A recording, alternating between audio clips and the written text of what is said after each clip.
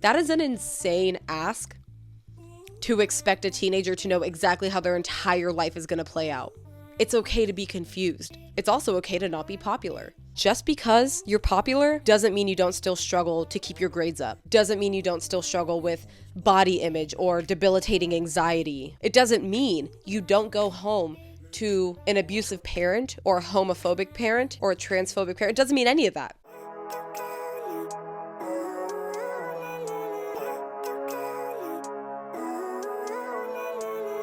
Living life every day, late at night, not okay.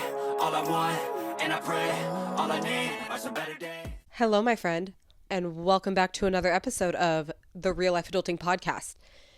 And boy, do we have an episode today. So, for those who don't know, I am a contributor on WikiHow under the column of just teen advice, teen help, and an interesting question came up from one of the users of WikiHow looking for advice.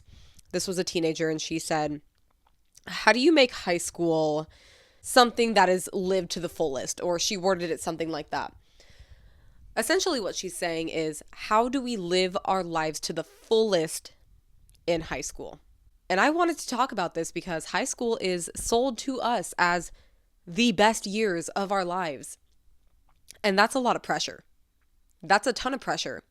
And I don't agree with that at all. Not even necessarily. I don't agree to that at all. And I don't agree with the message that it sends either, because it's saying it should be, and it should be fun. It should be full of dynamic experiences and you're learning a lot. It's also full of a lot of hardships and puberty and learning who you are and learning how to regulate your emotions and mean girls and mean boys, okay, you boys too, and bullies and identity crises. Clearly, I learned a lot in English class.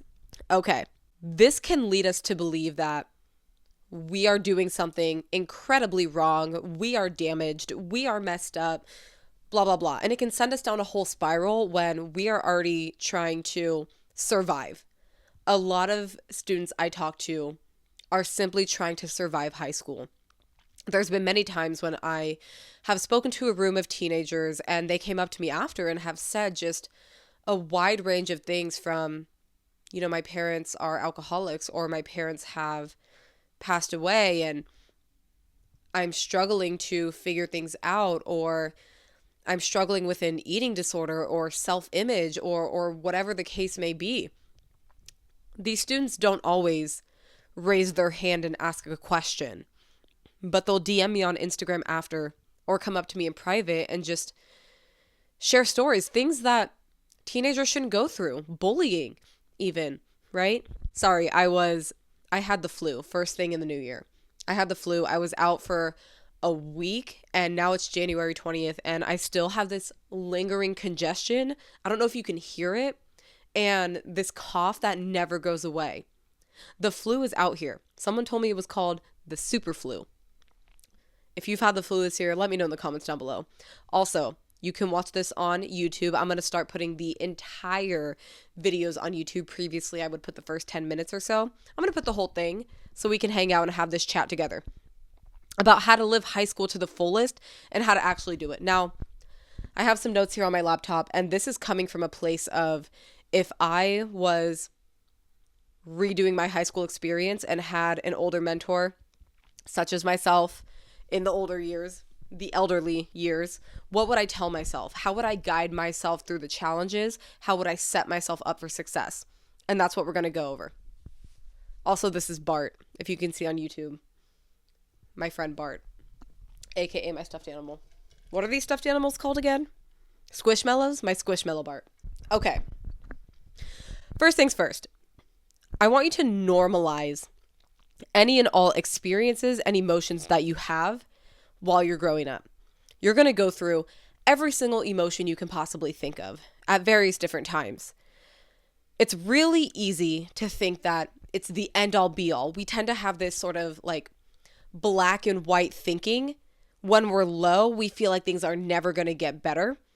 But also when we feel really good, we almost feel like it's going to be taken away from us. It's like we don't ever think to ourselves, this is really good, this is never going to end. We don't. We tend to live in sort of a scarcity mindset growing up. Not to say you can't be feeling really optimistic about your goals and your dreams and things that you're after, but it's really easy to feel low when there's so much pressure and, like I said, the identity crisis and all the things that you're learning and trying to navigate for yourself about how you fit into the world, how you fit into social circles, how you interact with your parents and your teachers and everybody around you, right? There's so much information coming to us all at once. And not to get a little nerdy, but the average person thinks about 60,000 thoughts per day. 80% of the thoughts that you think in a given day are negative, and 92% of the thoughts that you will think by the end of the day today are equivalent to the thoughts that you thought yesterday. So, what does this mean? It means we are living in a repetitive cycle of negativity. And because our prefrontal cortex is not fully developed, heck, mine might not even be fully developed. Don't know what age mine develops fully. But our logical thinking brain, we are a lot more susceptible to outside opinions and emotions and taking on the pain, misfortunes, sadness of other people around us as our own. We also lack emotional regulation to a certain degree, right? A lot more likely to make impulsive decisions. All that's to say, there's a lot going on. So normalize the parts where you love it. You might hate parts of it, and that's normal too. You're not damaged. There's nothing wrong with you, right? You might feel invisible at times, feeling like you're the only one experiencing what you're experiencing. We'll also talk about how this is not true. We are a lot more alike than we are different. Other people are going through similar things as you, or they understand or empathize. We are a lot more alike than we are different. And we would know that if we just opened up our hearts to more connection, conversation, healthy boundary setting, healthy communication, things like that. I've worked with thousands of young adults at this point, and one of the most common things I hear is, why didn't anybody teach me this stuff? I wish I had known this sooner, right? And that rings true, and there's a lot of changes that need to be made in the education system, but there's a lot of changes that we can make. Even though we cannot control a lot of the environmental factors that we're in growing up, you can't pick your family, can't pick, the school you go to in all regards. Maybe sometimes you can, but a lot of your environment is not up to you. There's a lot you can't change, but there is a lot that you can change. So we're going to focus on that. Even when it feels like all odds are against you, there's stuff that you can do. Living high school to the fullest doesn't mean doing everything. It means doing what's right for you. So it's important to start to identify what is right for me. You're not going to make all the right decisions, but how do you want to feel? What do you want to experience? What do you want to do? And we can start to put ourselves in situations where these things will happen. One of my mentors, Ed Milet, love him, never met him. If you're listening, Ed Milet, would love to meet you. My dream. Anyways, he says we're not often chasing the goal. We're chasing how we think that goal will make us feel. I am doing this because it will bring X into my life. I'm doing X because it will bring X into my life. What is that feeling that you want? A lot of us have big goals. I want to go to this college. I want to have this career. I want to be rich. I want to be famous, all this stuff. Why? Because you think it's going to make you feel some type of way. What is that feeling? If you can identify what that feeling is, maybe through a journaling session, asking yourself why, until you kind of get to the root of it or what you believe to be the root, we can find ways in our day-to-day life to start to feel that way. You don't have to wait until I reach this goal to do that or to be happy or feel okay or everything's going to fall into place once I reach this goal. Studies show that the end goal that you have, the goal that you're after, does not feel as good when you hit it as the journey to get there. And I know it sounds cliche to say it's the journey, not the destination, but that quote exists for a reason because it's true. Who you become in the process the changes that you make mentally, physically, internally, psychologically. Let's reframe what living high school to the fullest actually means. What it doesn't mean is being popular. What it doesn't mean is dating somebody impressive. What it doesn't mean is knowing your entire future and how everything will play out. That is an insane ask to expect a teenager to know exactly how their entire life is going to play out.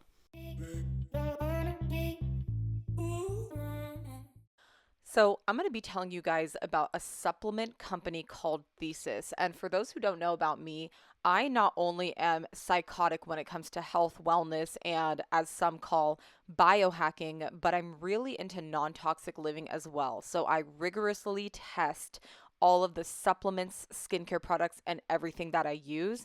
And Thesis is a company that I continue to come back to for their quality supplements. Let me tell you exactly why I love them. Thesis is a company that creates natural supplement formations to achieve particular goals. Thesis targets neurotransmitters and hormones tied to focus, learning, motivation, memory, stress resilience, and long-term brain health. Thesis enhances cognitive performance by modulating neurotransmitter production, reducing stress-related hormones, improving synaptic efficiency. Thesis conditions your mind for success by increasing mental adaptability, allowing you to push past genetic and environmental limitations. Day 1, sharper focus and greater presence within 30 minutes of taking Thesis. Month 1, more frequent movements of flow, information retention increases, and procrastination decreases. Month 3, sustained periods of flow state, greater decisiveness, content energy levels, and enhanced neuroplasticity to amplify your ability to tackle goals. Month 6, your brain grows new neurons through neurogenesis to build stronger pathways for learning, motivation, and long-term cognitive health. The formulas are clarity, stress reset, motivation, and neuroprotection. If you want to try it out for yourself, I have a 30% off code that's going to be in the show notes below. All right, let's get back into the show today. I know it might seem possible. That is such the minority that might know exactly what they want to do for the rest of their life. It's okay to be confused. It's also okay to not be popular. And a newsflash is that just because you're popular doesn't mean you don't still struggle to keep your grades up. Doesn't mean you don't still struggle with body image or debilitating anxiety or depression or any spectrum of anything. It doesn't mean you don't go home to an abusive parent or an alcohol parent or a homophobic parent or a transphobic parent. It doesn't mean any of that. It's a status. And if we talked openly with our peers about some of the deeper parts of our lives, we would realize that we are a lot more alike than we are different. And we all have struggles. I wasn't popular in high school. Like, a lot of people knew who I was, but I wasn't like that popular girl, right? And it really ate away at me. I just felt like a loser, like nobody loves me, nobody this and that. All the negative chitter chatter in our head. I call it your inner bully. The inner bully that chimes in to just so graciously remind you that you are not good enough, you're going to fail, and it's not true. Just because you think something doesn't make it true. Think of high school as a practice round for adulthood. This is where you test your confidence, your boundaries, your curiosity, your identity. While it's really easy to think, like, what if this doesn't work out for me? Or what if I'm going to fail? What if we thought, what if I succeed? What if I learn something new about myself that will benefit my life and my future? What if the best thing that could have happened? It might not always. But why would you want to live your life only thinking about the negatives when we can think about the positives? You don't have another choice than to keep on keeping on, right? So if we're going to keep on keeping on anyways, in 4 years of high school that can be really hard and challenging, why not try to reframe our mind and what success and fulfillment actually mean to us? Let's get into some actionable tips. 1, say yes, but not to everything. Things that you should say yes to: going to clubs, attending clubs, or after school activities, joining a sport, joining a club, random opportunities, trying something new, saying hi to somebody you haven't met before, introducing yourself to somebody new.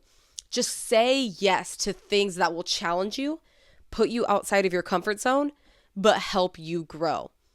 Start saying yes more. Things to say no to, anything that makes you feel in your gut like it's wrong, anything that makes you feel bad about yourself, peer pressure disguised as fun. That's been me a medley of times when I was in high school. Oh, but everyone else is doing it, so I have to do it. I'm not doing it because I want to do it. I'm doing it because I was so insecure and I wanted to feel like a somebody, or maybe they would think I'm cool if. You know what's cool? Confidence. The confidence and ability to do you and do the things that make you feel good and what you want to do. You don't have to be a follower because everybody else is doing something. Be a leader of your life. You have that autonomy to do it, and it's hard, but people will follow a confident leader. And that's something that I wish I had known. So practical examples, as I said before, would be like joining a club, even if it's scary. Talking to somebody who you see sitting alone. How is that weird? How is that wrong? That is such a good human thing to do. Try out a class or an activity you're curious about. Invite somebody to a football game. Get together with your friends. Have a study group. Like, I know these don't all sound like the most fun thing in the world. Be creative, right? And you can even go on ChatGPT and ask it, like, what are some fun ways, or what are some ways to ease myself into putting myself out there in high school? How can I ease my way into that?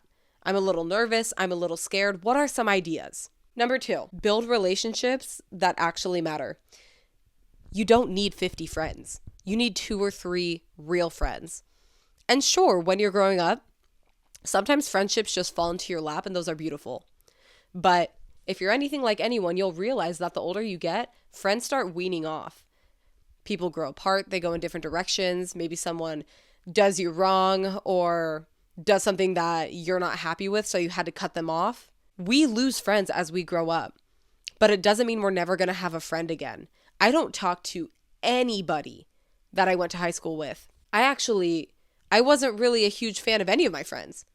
At the time, some of them, yeah, I had some good friends. The majority of them, I just felt like they were fake. I felt like they were fake. I was too scared to do anything about it and go meet a new friend. And I was too insecure. I was playing small. But you can do that. You can make a new friend. You can stand up for yourself. People you should invest in, your teachers, your coaches, your counselors, mentors, friendships that make you feel good. And that's a question you got to ask yourself. Is this adding to my cup? Is this filling my cup? Or is this draining me? Some people are just energy suckers. Sorry, if you're watching on YouTube, there's a gnat in my room, a fruit fly. I don't even know how it got in here. Some people are energy vampires. You're not forced to stay in that unit, in that circle, around that friend. I know, easier said than done. But there are ways to put yourself out there and make new friends. And I'm going to be releasing an episode 2 about how to make friends in adulthood.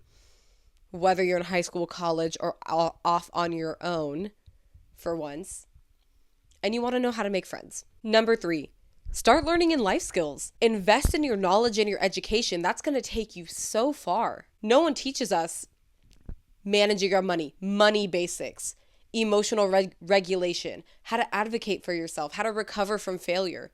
These are the skills that are going to benefit you for the rest of your life. Are you interested in starting a business? There's a ton of teenagers out here on TikTok and stuff just wanting to see what is out there for them. So they're going to go be innovative. They're going to try something new. They're going to be the outlier when most people are doing the exact same thing day in and day out. You can be the different one. Try something new, learn a new skill, find what fuels that fire inside of you. I would even encourage you to get a part-time job. Get a part-time job, keep you busy, make some money, learn how to manage your money, ask questions adults don't expect. Put yourself in the room with people who are smarter than you, have more experience than you to learn from. There's no limit. We just have to get creative. The students who thrive after graduation, they aren't the smartest. They're the most prepared. They did the work they had to do. They developed discipline. Discipline is sacrificing instant gratification for the long-term benefit. Number 4, stop trying to figure out your whole life. You do not need a forever career, your dream school picked out, or a perfect plan. You don't need to know everything. In fact, if you know nothing, that's cool too. You could be 30 even and still not know what you want to do with your life. People change course all the time. You might go to college, get a degree, and realize, I want to change course. You might do that. You might go to college, get a degree, and then go into that career field. You might decide you want to take a gap year and travel, go somewhere international. You might decide you want to go to trade school or get a certification program, but you don't need to have that decision made right now. You can collect information, gather important skill sets, and figure it out as you go. What you do need is direction, not a destination, and curiosity over certainty. So let's normalize change. Majors change, paths change, people change, right? One question I want you to ask yourself is this helping future me or just current me fit in? Journal about that tonight. And then drop me a comment on my Instagram at reallifeadultingpod. Let me know what you think. You're not being boring by learning something new, by going against the grain. You're being intentional about your future. And the years will pass. And there's a whole world of possibility for you in the rest of your life post-graduation. Invest in yourself. Future you will thank you for the confidence, the skills, and the self-trust that you build. Remember this, my friend. You are doing better than you think. You are not the only one experiencing what you're experiencing. You are not alone. And if you have any questions about this episode, message me on Instagram at reallifeadultingpod and we'll answer them for you. We're here for you, and I'll see you in the next one.